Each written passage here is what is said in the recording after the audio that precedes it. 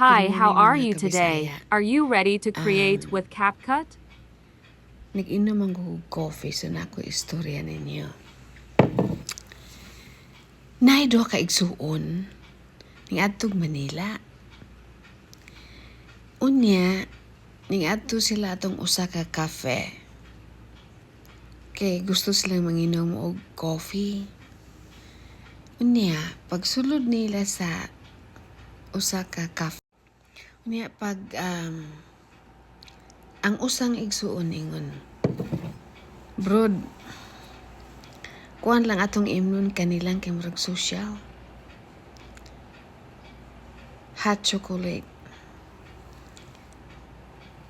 Unya, so nag-order sila hot chocolate. Unya, ang usa, di man ko na mag-aso-aso ang hot chocolate. So, ilang giinom dayon.